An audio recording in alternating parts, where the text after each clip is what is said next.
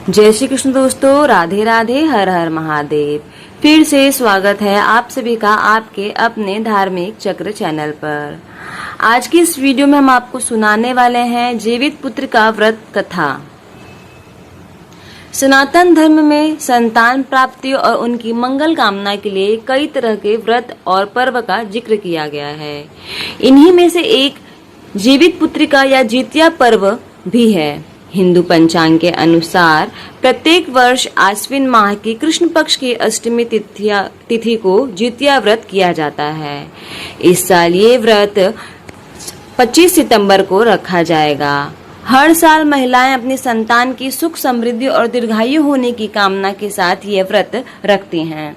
मान्यता है कि जितिया व्रत करने से संतान की लंबी उम्र होती है और उनके जीवन में किसी भी प्रकार की विपदा नहीं आती है। जितिया व्रत के दिन व्रत रखकर संध्या काल में अच्छी तरह से स्नान किया जाता है और पूजा की सारी वस्तुएं लेकर पूजा की जाती है। साथ ही व्रत कथा जरूर पढ़ा जाता है। व्रत कथा के बिना जितिया व्रत अधूरी मानी जाती है। तो अब आपको हम सुनाने वाले हैं जितिया व्रत की कथा। जितिया व्रत कथा को लेकर कई तरह की मान्यताएं प्रचलित है। एक पौराणिक मान्यताओं के अनुसार इस व्रत का महत्व महाभारत काल से जुड़ा हुआ है। कहा जाता है कि उत्तरा के गर्भ में पल रहे पांडव पुत्र की रक्षा के लिए श्री कृष्ण ने अपने सभी पुण्य कर्मों से उन्हें पुनर्जीवित किया था। तब से महिलाएं आश्विन माह के कृष्ण पक्ष की अष्टमी तिथि को निर्जला व्रत रखती हैं। हिंदू धर्म में मान्यता है कि इस व्रत के प्रभाव से भगवान श्री कृष्ण व्रती स्त्रियों के संतानों की रक्षा करते हैं। जितिया व्रत से जुड़ी दूसरी मान्यता के अनुसार गंधर्वों के एक राजकुमार थे जिनका नाम जीमूत वाहन था।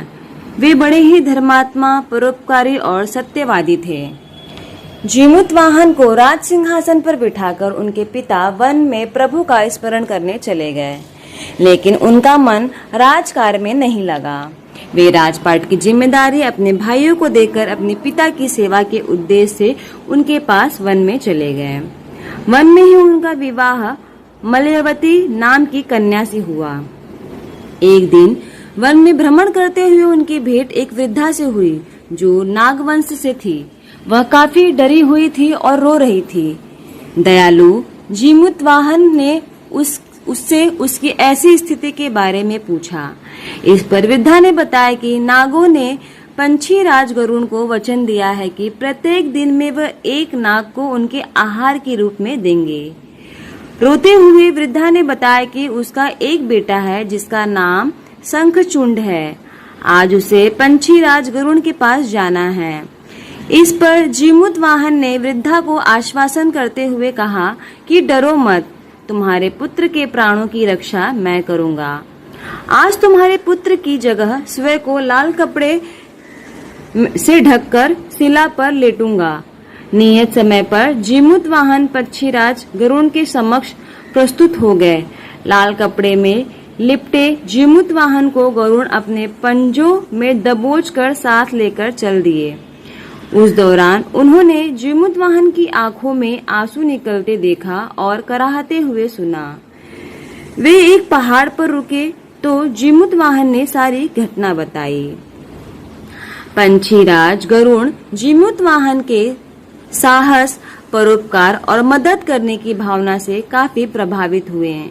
उन्होंने जीमूत वाहन को प्राण दान दे दिया और कहा कि वे अब किसी नाग को अपना आहार नहीं बनाएंगे। इस तरह से जीमूत वाहन ने नागों की रक्षा की। तभी से संतान की सुरक्षा और सुख के लिए जीमूत वाहन की पूजा शुरुआत हो गई। माताओं के लिए यह व्रत बेहद फलदायी है। होप सो आपको यह जितिया व्रत की कथा अच्छी लगी होगी। श्री शिवाय नमस्तुभ्यम। बोलिए जीमूत वाहन माता की जय।